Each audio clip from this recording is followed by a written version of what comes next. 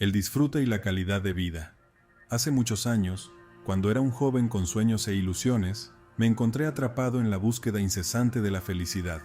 Creía que, si lograba cambiar las condiciones externas de mi vida, encontraría la clave para una existencia plena. Las riquezas, el prestigio y el poder eran los símbolos que todos perseguíamos. Y yo no era una excepción. Un día, como el rey Midas, hice un trato con los dioses de mi propia ambición. Quería que todo lo que tocara se convirtiera en oro, y creía que mi felicidad estaría asegurada si lo conseguía. Durante un tiempo me sentí invulnerable, pensando que había alcanzado la cima de la existencia. Sin embargo, al igual que Midas, pronto me di cuenta de que el oro que acumulaba solo me separaba del verdadero disfrute de la vida. Mis amigos se volvieron objetos, mi comida se convirtió en polvo dorado en mis labios, y mi felicidad se desvaneció como el reflejo del sol en el agua. El tiempo pasó, y la búsqueda de la felicidad se volvió un viaje largo y agotador. Las salas de espera de terapeutas y psiquiatras se llenaban de personas como yo, que habían alcanzado el éxito material, pero seguían buscando algo que se les escapaba. Descubrí que cambiar las condiciones externas solo ofrecía un alivio temporal, pero no una paz duradera. Entonces, me di cuenta de que había dos enfoques para mejorar la calidad de vida. Uno era cambiar las condiciones externas para que se ajustaran a mis metas, como mudarse a un vecindario más seguro o buscar el éxito financiero. El otro era cambiar mi percepción de las condiciones externas y aprender a disfrutar de un mundo menos que perfecto. La seguridad, por ejemplo, no tenía que ser absoluta. Podía encontrar alegría en un mundo imperfecto y menos predecible. Ninguna de estas estrategias era efectiva por sí sola. Cambiar las condiciones externas podía ofrecer alivio momentáneo, pero los viejos temores y deseos volvían. No podía comprar la seguridad interior con una isla caribeña y guardaespaldas armados. Descubrí que la verdadera riqueza residía en cómo me sentía conmigo mismo y con lo que me sucedía. Poco a poco, comencé a comprender que la calidad de vida no dependía de los símbolos de éxito, como la riqueza o el poder. En cambio, dependía de cómo experimentaba el mundo que me rodeaba. El dinero, la fama y el bienestar físico eran bendiciones, pero solo si me hacían sentirme mejor. La investigación mostraba que, aunque existía una leve correlación entre la riqueza y la felicidad, esta diferencia no era significativa. Las personas más ricas no creían que el dinero garantizara la felicidad y la satisfacción general con la vida no dependía tanto de la situación financiera. Así que, en lugar de perseguir metas simbólicas como el éxito material o el poder, decidí centrarme en hacer que mi vida cotidiana fuera más armoniosa y satisfactoria. Aprendí a disfrutar de los pequeños momentos, a apreciar la belleza de lo sencillo y a encontrar la felicidad en la experiencia misma de vivir. Descubrí que la verdadera riqueza estaba en mi interior, en la forma en que experimentaba el mundo y en la calidad de mi vida cotidiana. Aprendí que no había necesidad de perseguir símbolos de éxito, porque la felicidad podía encontrarse en cada paso del camino. Placer y disfrute. Hace muchos años, cuando era un joven en busca de respuestas sobre lo que realmente hace que la vida sea más agradable, me encontré en un viaje de autodescubrimiento. Al igual que la mayoría, creía que la felicidad residía en el placer, en la buena comida, el sexo y todas las comodidades que el dinero podía comprar. La sociedad nos empuja a perseguir estos objetivos, atraídos por los anuncios llenos de color y lujo que nos recuerdan constantemente lo que deberíamos anhelar. Si no podíamos alcanzar esas metas, entonces nos conformábamos con una tarde tranquila, frente al televisor, con un vaso de licor al alcance. El placer, me di cuenta, es una sensación de satisfacción que sentimos cuando cumplimos nuestras expectativas, ya sea condicionadas por nuestros programas biológicos o la presión social. La comida nos sabe deliciosa cuando tenemos hambre, el sueño nos satisface después de un largo día, y el descanso nos relaja mientras consumimos información de los medios de comunicación o tomamos una copa para olvidar las preocupaciones del trabajo. Incluso viajar a lugares exóticos, que parece un placer absoluto, nos atrae porque rompe la rutina y nos hace sentir como la gente guapa. Sin embargo, el placer, por sí solo, no conduce a un crecimiento psicológico. Las experiencias placenteras pueden ayudar a mantener el equilibrio y el orden en nuestra vida, pero no agregan complejidad a nuestra personalidad. Para eso, Necesitamos ir más allá de nuestras expectativas y deseos programados, adentrarnos en el terreno del disfrute. El disfrute se experimenta cuando superamos lo que pensábamos que éramos capaces de hacer, cuando alcanzamos algo inesperado, algo que nos desafía. No necesariamente es placentero en el momento, pero después, al mirar atrás, decimos, realmente disfruté de eso. El disfrute se caracteriza por la sensación de novedad y realización, por el crecimiento personal que experimentamos. Aprendemos, nos volvemos más complejos y nos convertimos en una versión mejor de nosotros mismos. El placer puede llevar al disfrute, pero las dos sensaciones son diferentes. El disfrute requiere una atención total, un compromiso activo con lo que estamos haciendo. No es algo que pueda lograrse sin invertir energía psíquica. Muchos de nosotros perdemos la capacidad de disfrutar a medida que envejecemos, ya que el proceso educativo convierte el aprendizaje en una imposición externa, y la emoción de dominar nuevas habilidades se desvanece. Pero hay excepciones, personas como el señor Orsini, un anciano dueño de una tienda de antigüedades en Nápoles. Rechazó vender unas valiosas piezas a una turista estadounidense a pesar del precio exorbitante que ofrecía. ¿Por qué? Porque él disfrutaba del regateo, del enfrentamiento de ingenios, y sabía que vender esas piezas a un precio injusto no le proporcionaría ningún disfrute. Sin el disfrute, la vida puede ser placentera, pero precaria y dependiente de la suerte y las circunstancias externas. Para tener un control personal sobre la calidad de nuestra experiencia, necesitamos aprender a encontrar el disfrute en nuestra vida cotidiana. A lo largo de los años, entrevistamos a miles de personas que invirtieron tiempo y esfuerzo en actividades desafiantes, pero que no necesariamente les proporcionaban gratificaciones externas, como el dinero o el prestigio. También hablamos con personas ordinarias sobre los momentos en que se sentían en su punto máximo de disfrute. A partir de estas conversaciones, aprendimos lo que hace que una experiencia sea agradable, y pudimos identificar patrones que todos podemos utilizar para mejorar nuestra calidad de vida. Los elementos del disfrute. Hace un tiempo, me sumergí en un estudio que buscaba desentrañar el misterio del disfrute, de esa sensación que todos experimentamos cuando una actividad va especialmente bien. La sorpresa fue doble. La primera fue descubrir cuán parecidas eran las descripciones de diferentes actividades cuando se disfrutaba al máximo. Nadar largas distancias a través del Canal de la Mancha, jugar una partida de ajedrez en un torneo o escalar una empinada pared de roca. Todos compartían sentimientos sorprendentemente similares en esos momentos de disfrute pleno. La música, el baloncesto en el gueto, la meditación en Corea, paseos en motocicleta en Japón.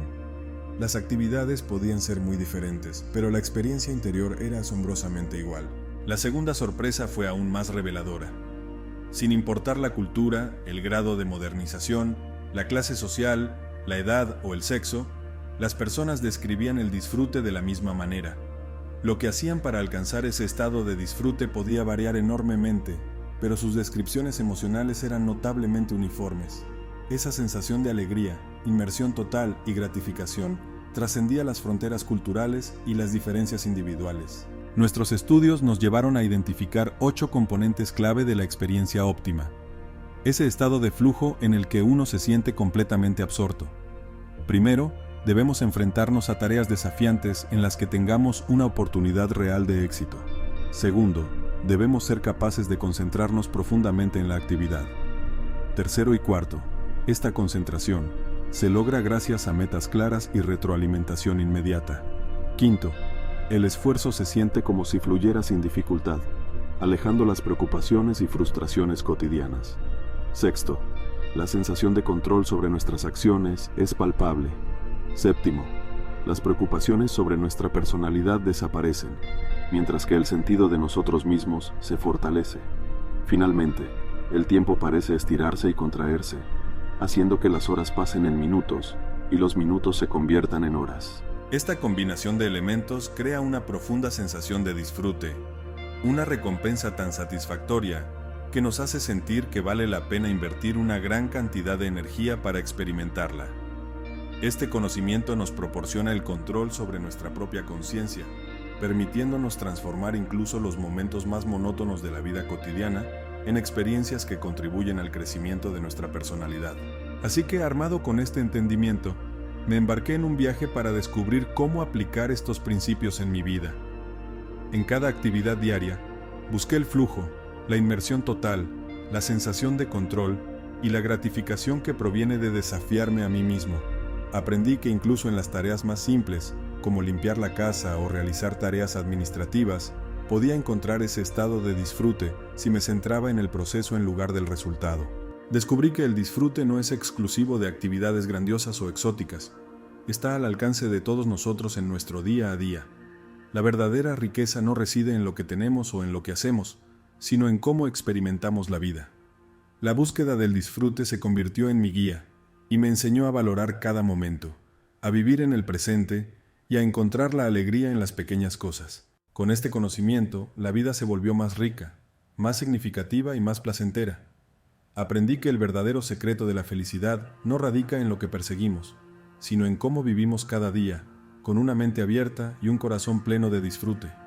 Y así, mi vida se convirtió en un constante viaje hacia el flujo, donde cada tarea, por pequeña que sea, se convierte en una oportunidad para crecer y experimentar la alegría profunda que proviene del disfrute.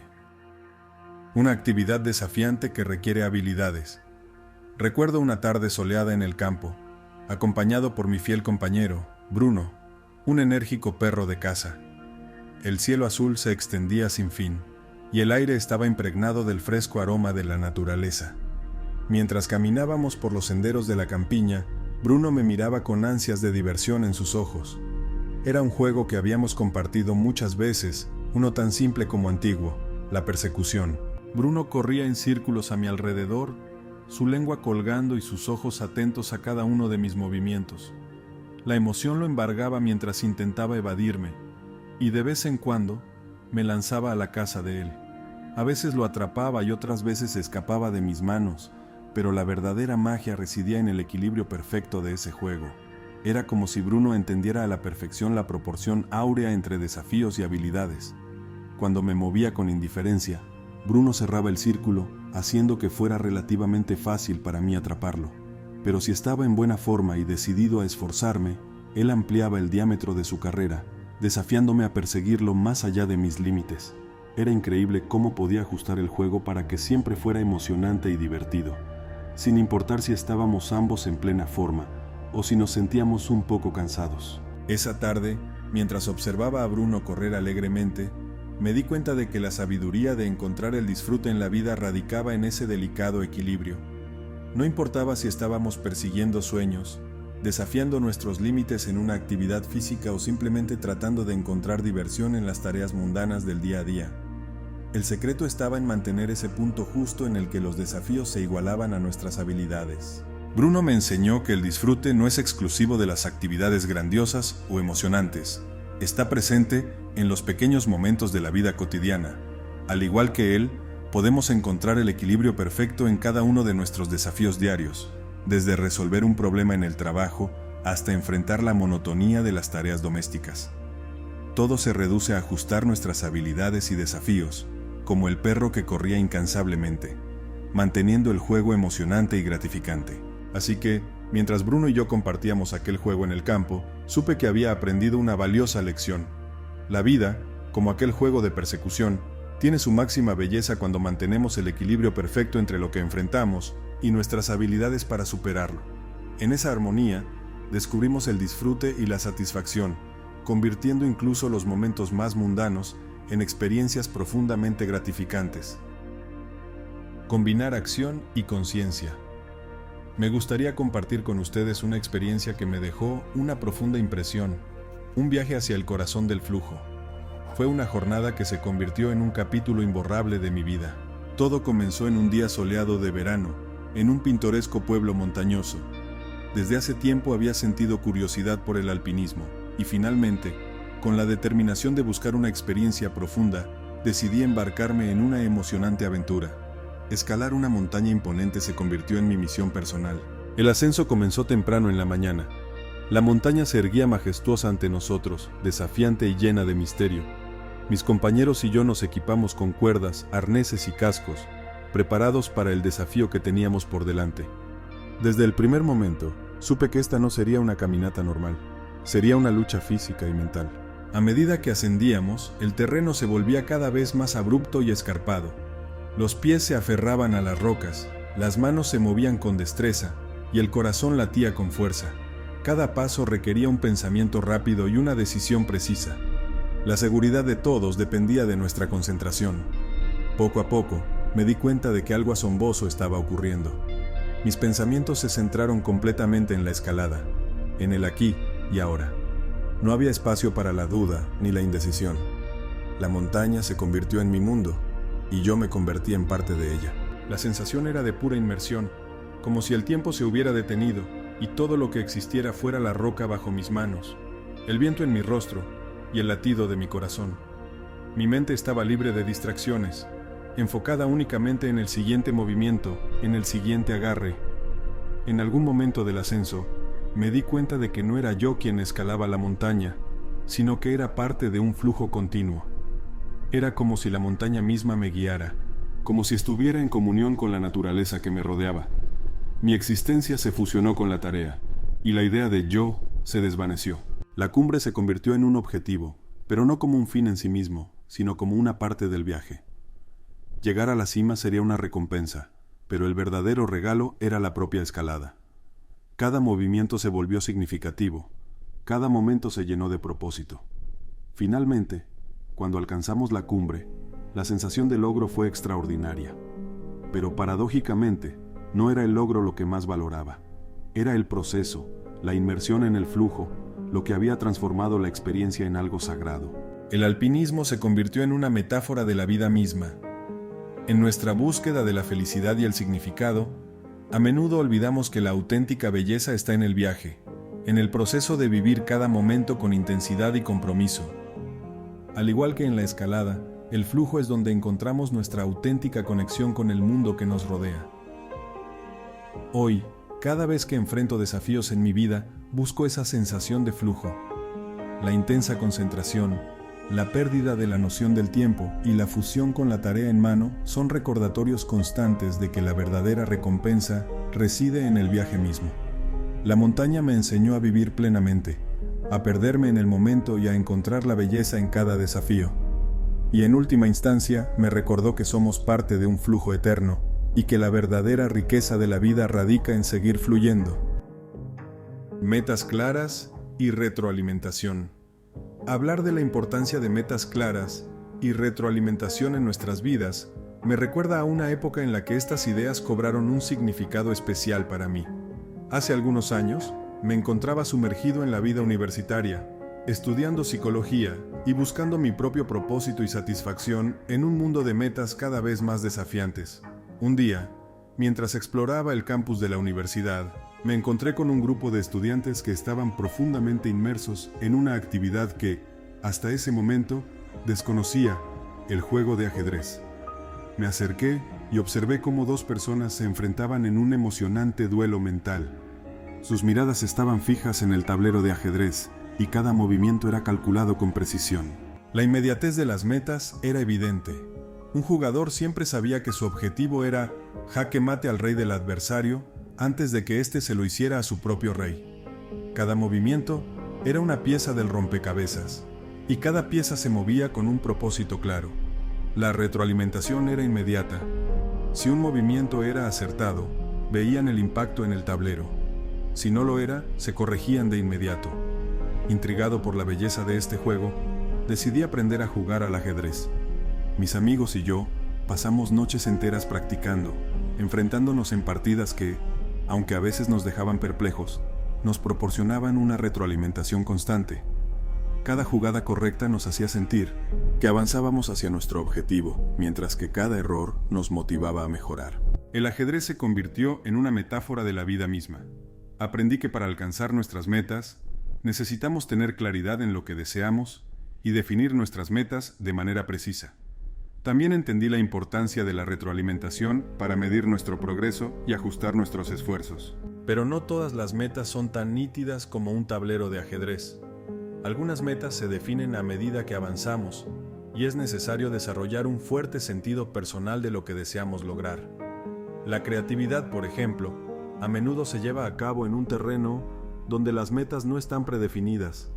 Un músico o un pintor pueden no tener una imagen clara del resultado final, pero su pasión y compromiso les guían a través del proceso creativo. El arte de la retroalimentación es también una parte esencial de nuestras vidas. Al igual que el cirujano que ve la sangre como un símbolo de éxito, o el psiquiatra que escucha atentamente a sus pacientes, cada uno de nosotros tiene su propia sensibilidad hacia ciertas formas de retroalimentación. Algunos valoran la expresión de emociones, mientras que otros buscan la aprobación y el reconocimiento. Recuerdo una historia sobre un grupo de religiosas ciegas que me impactó profundamente. A pesar de su falta de visión, encontraban satisfacción y flujo en actividades como leer en braille o trabajar en artesanías. Para ellas, la retroalimentación era esencial. Necesitaban saber si estaban progresando en sus esfuerzos, ya que no podían verlo por sí mismas. En resumen, la claridad de nuestras metas y la calidad de la retroalimentación que buscamos desempeñan un papel fundamental en cómo vivimos nuestras vidas. La historia del ajedrez y las experiencias de estas religiosas ciegas son ejemplos de cómo la conexión entre lo que deseamos y lo que experimentamos da forma a nuestra felicidad y satisfacción. A medida que avanzamos en la vida, aprender a definir nuestras metas y encontrar la retroalimentación que más valoramos se convierte en un camino hacia el flujo y el significado en cada paso que damos. La concentración sobre la tarea actual. Hace unos años, me encontré con la experiencia del flujo de una manera inesperada y profunda. Fue un día soleado de verano, y decidí aventurarme en una caminata por el bosque. Mientras me adentraba en la espesura, todo a mi alrededor se llenaba de vida.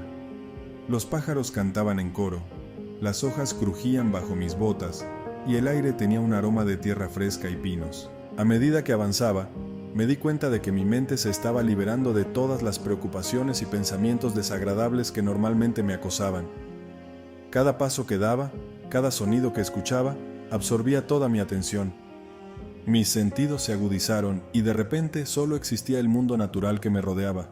Este aspecto del flujo se convirtió en un regalo inesperado.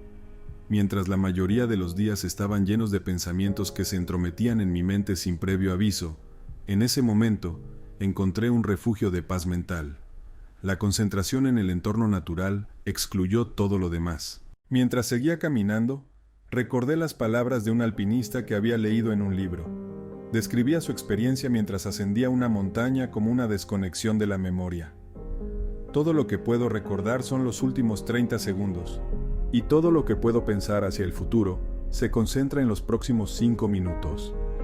En ese bosque, esa sensación se hizo patente. Solo existía el momento presente, y cualquier preocupación o pensamiento sobre el pasado o el futuro quedó relegado a un rincón olvidado de mi mente. Un adolescente que amaba el baloncesto explicó que, mientras estaba en la cancha, todo lo demás perdía relevancia. Las preocupaciones personales se desvanecían en la luz de su pasión por el juego.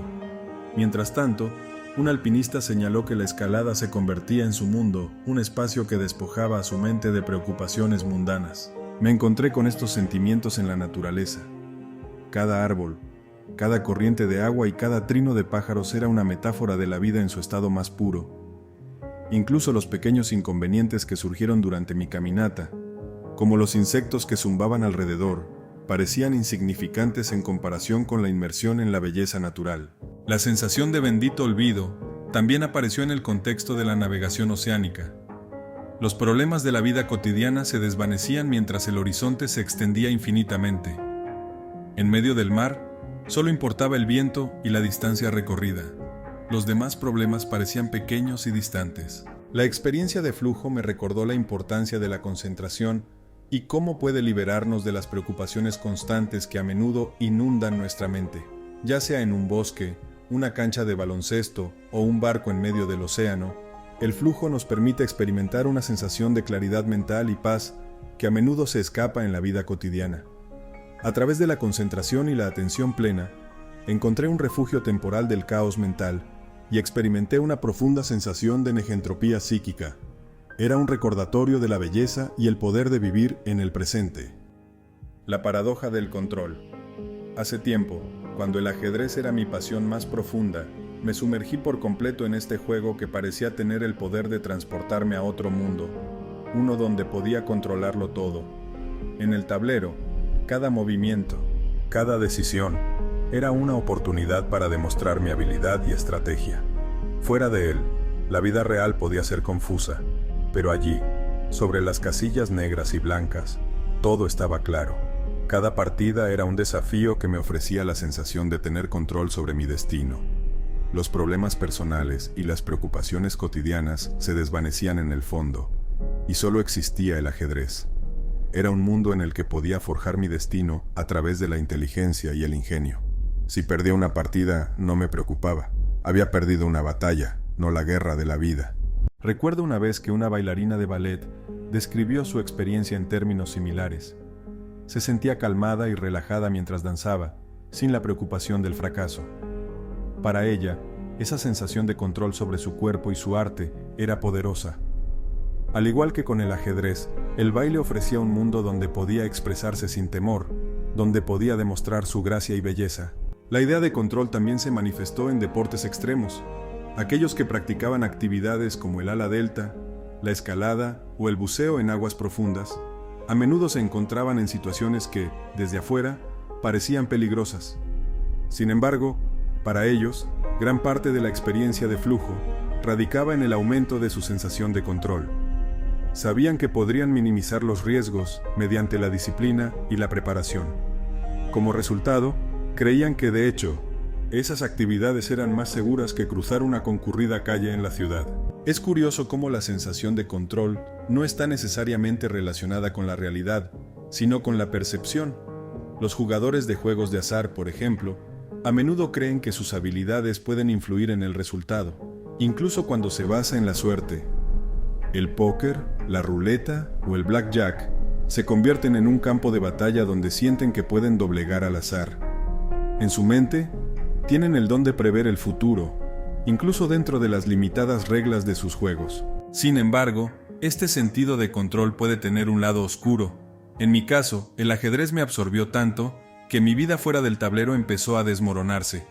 Las relaciones personales, las amistades y las responsabilidades cotidianas quedaron en un segundo plano. Al igual que el personaje de una novela de Vladimir Nabokov, me encontré atrapado en un mundo ordenado y lógico, pero que no era la vida real. Me había vuelto adicto al control que sentía en cada partida, pero eso también significaba escapar de las ambigüedades y desafíos de la vida. Las actividades placenteras que conducen a la experiencia de flujo pueden ser adictivas. Pueden ofrecer un refugio de control y orden en un mundo a menudo caótico, pero también pueden convertirse en una prisión. Al final, aprendí a equilibrar mi amor por el ajedrez con la vida cotidiana. Disfrutar del flujo era maravilloso, pero también aprendí a enfrentar las ambigüedades y desafíos de la vida real, sin huir de ellos. La sensación de control en el flujo era atractiva, pero no quería perder la libertad para enfrentar la complejidad de la vida, por más desordenada que a veces pareciera.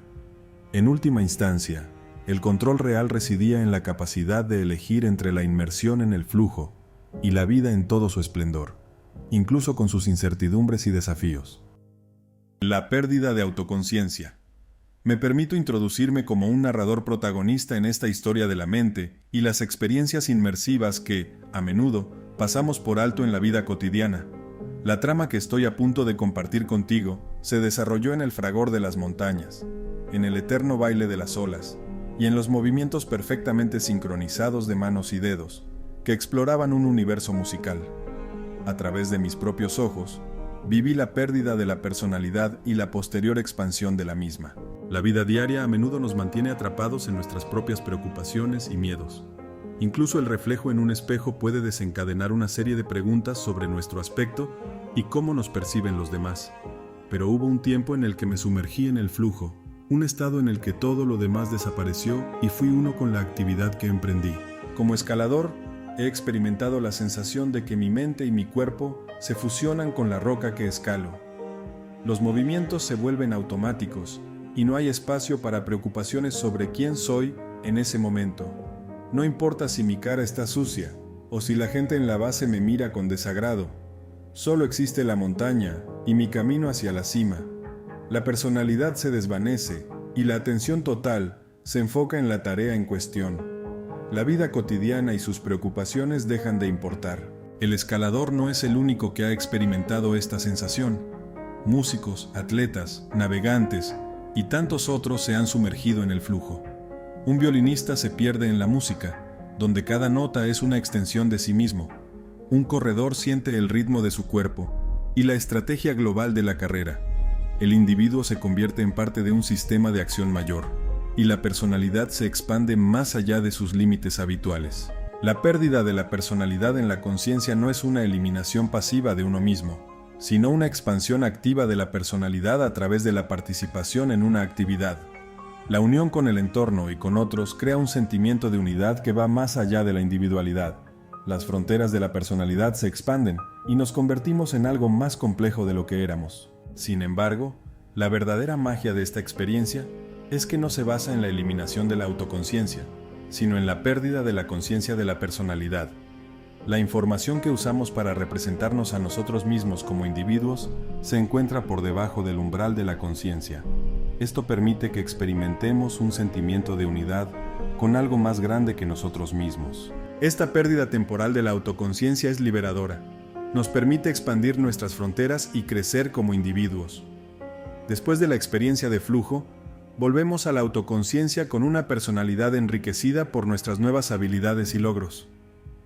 La vida cotidiana y sus preocupaciones pueden parecer menos abrumadoras cuando hemos experimentado la trascendencia de la personalidad. La transformación del tiempo. En un día soleado de verano, decidí adentrarme en el mundo del arte, donde el tiempo se desdibuja, se retuerce y se convierte en un compañero leal. Me vi atraído por el ballet clásico, donde cada giro, cada salto y cada movimiento de los bailarines desafiaban las leyes del tiempo y el espacio. Me hallaba en la oscuridad de un teatro lleno de expectación. El telón se alzó y el escenario se llenó de gracia y elegancia. El ballet comenzó, y en el instante en que los bailarines se sumieron en su arte, supe que estaba a punto de presenciar algo extraordinario.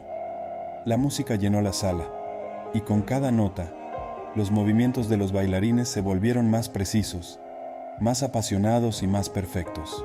Lo que ocurrió a continuación fue mágico. El tiempo se desvaneció. A medida que observaba el ballet, los minutos se convirtieron en segundos. Las horas que transcurrían parecían meros minutos. Mi reloj, que momentos antes había marcado las 8 de la mañana, ahora señalaba la 1 de la tarde. ¡Qué extraño fenómeno! El tiempo subjetivo se desprendía de su relación con el tiempo convencional. Mientras los bailarines ejecutaban giros y saltos aparentemente imposibles, me di cuenta de que la experiencia de flujo no solo implicaba perder la noción del tiempo, sino que también podía desafiar sus límites. Para los bailarines, un giro que en el tiempo real duraba menos de un segundo podía extenderse subjetivamente durante varios minutos. A medida que se sumergían en su arte, el tiempo dejaba de ser una medida objetiva. Sus mentes y cuerpos seguían el ritmo de la danza, sin prisas ni preocupaciones sobre los minutos que pasaban.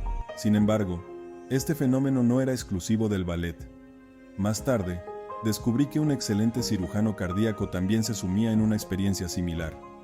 Durante una operación, tenía la sorprendente habilidad de decir la hora exacta, con solo medio minuto de error, sin siquiera mirar un reloj. Para él, el tiempo era esencial, y su capacidad para mantener la noción del tiempo contribuía al disfrute de su trabajo. No obstante, para la mayoría de las actividades de flujo, el tiempo no se rige por los relojes convencionales, sino por el ritmo intrínseco de la actividad. Es como el béisbol, donde cada lanzamiento, cada turno al bate y cada carrera marcan las transiciones de un estado a otro. No importa que los intervalos de tiempo sean diferentes, porque el tiempo se convierte en un compañero leal y flexible que se adapta al flujo de la actividad. En este mundo de arte y gracia, aprendí que la liberación de la tiranía del tiempo era un regalo adicional que se sumaba a la euforia de la experiencia de flujo. A menudo, perdemos la cuenta del reloj, dejando que el tiempo fluya como la música, marcando sus propios ritmos. En ese estado de completa involucración, el tiempo se desvanece, y solo quedamos tú, yo y la belleza que nos rodea. En ese momento, el tiempo se convierte en un compañero leal, desafiando sus propias reglas, para que podamos perdernos en la danza de la vida. La experiencia autotélica. Hablar de experiencias óptimas, esas vivencias que se convierten en un deleite intrínseco, me lleva a reflexionar sobre mi amigo y su habilidad musical. Un hombre que había convertido un acto aparentemente aburrido en una fuente inagotable de gozo. En aquellos días, cuando trabajaba junto a él en una oficina, observaba con asombro cómo, incluso cuando el trabajo era monótono, él lograba hallar un placer genuino en la tarea.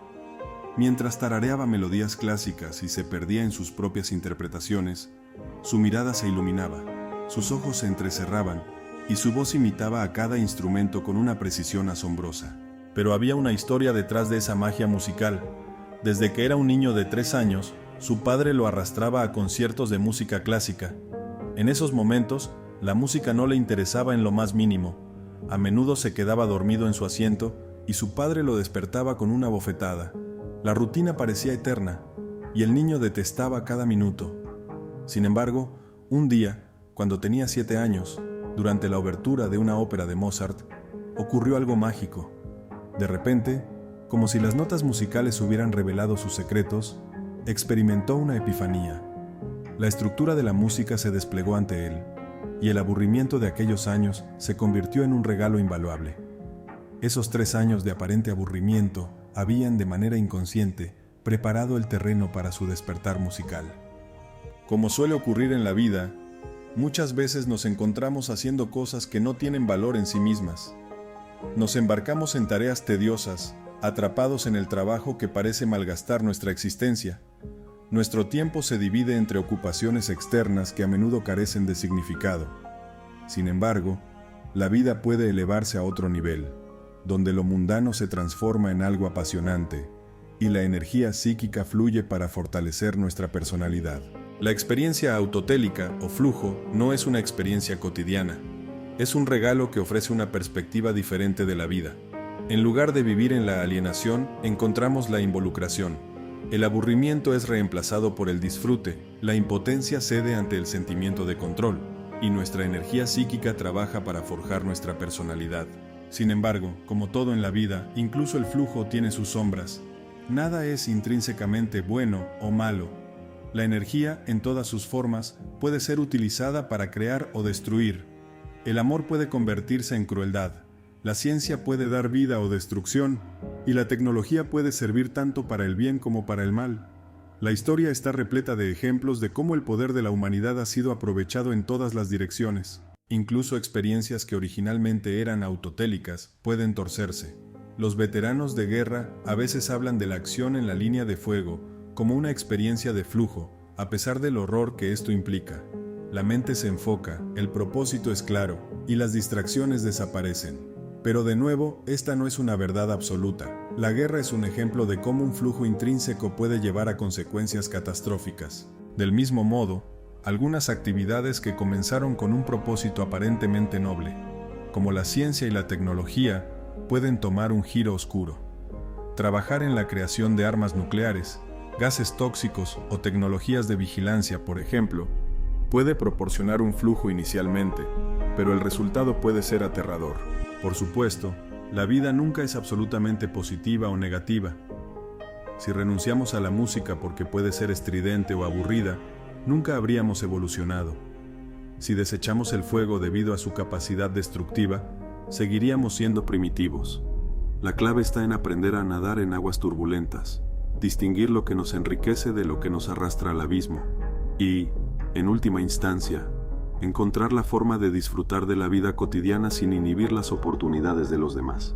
La búsqueda de flujo no debe hacernos olvidar la responsabilidad de vivir en sociedad, donde el bien común es un ideal más grande que nuestra búsqueda individual del placer. Si te gustó el video, por favor dale clic en compartir.